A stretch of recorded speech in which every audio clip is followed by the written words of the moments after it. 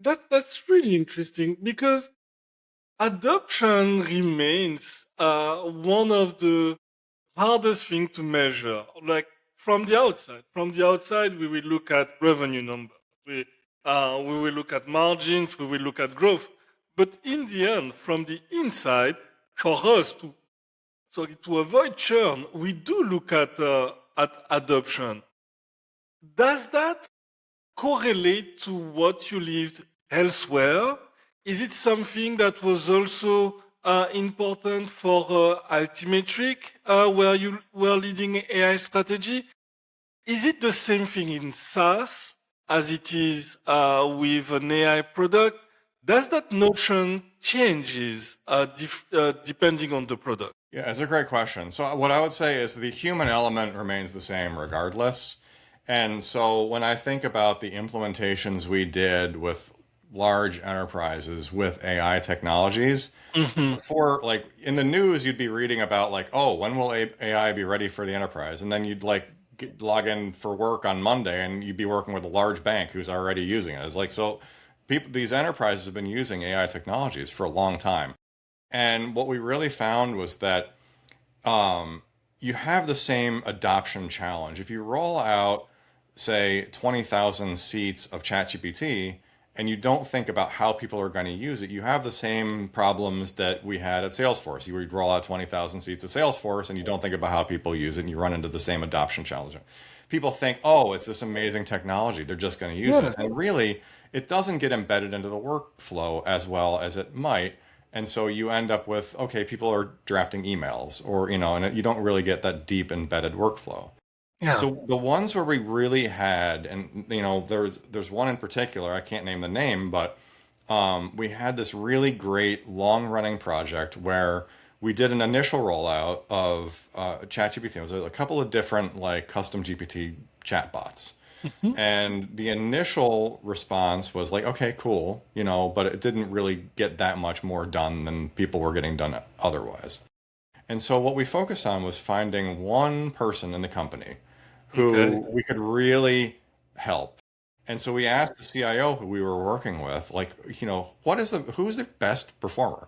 Who is the person everybody goes to? And we found this one guy, and he was the person that when he was out on vacation, the company kind of ground to a halt. He was the guy who like if somebody had a question, they went to this guy. He was this like just he'd been there forever. He knew all the answers. He knew where to find things. He knew that just every company kind of has this. It's Yeah. not intentional. The company didn't plan for it. This person Yeah. didn't plan for it. They've just become this knowledge base. And Yes.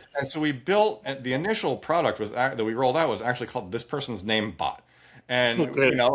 it was this like we really just tried to say like, okay, what does this person spend most of their time answering questions for other people that maybe if they could get that answer themselves, they wouldn't, this person could move on and do more innovative things. They could, Yeah. this is not somebody anybody wanted to replace. This is somebody Yeah. we wanted to empower, help them do more. And that's when we really had this like inflection point and this real breakthrough for adoption, which was it created a focal point of saying, we have one, it wasn't a use case. It was like, what does this person do? How do we make them better? And then he was like so excited about it, he would tell his friends, and his friends would tell their friends. And we would run like we would run like a webinar or something for, end users. And you'd invite 20 people for, Yeah. okay, we build a small group, we're trying to get an idea going, and 100 people would show up. And you'd be like, oh, wow, like this is amazing, and it like there was so much excitement based around just what we were building with them. And I think that's the real thing to really keep in mind is you're not building it for them. You didn't build it and roll it out. Companies that I've worked with who think about like, okay, we're going to do a 10-month project and turn it on and everyone will love it, it never works. When they really say, okay, I'm going to bring in a couple people and really work closely with them and solve their problems escalate to other people's problems. And those it just, it creates this network effect that really helps grow adoption organically throughout the project. And then you launch it and you're like, oh, amazing. We're like doing great. And so people don't have that like, oh, how do we think about change management now problem? They have Yeah. this like, oh, we've been doing it all along.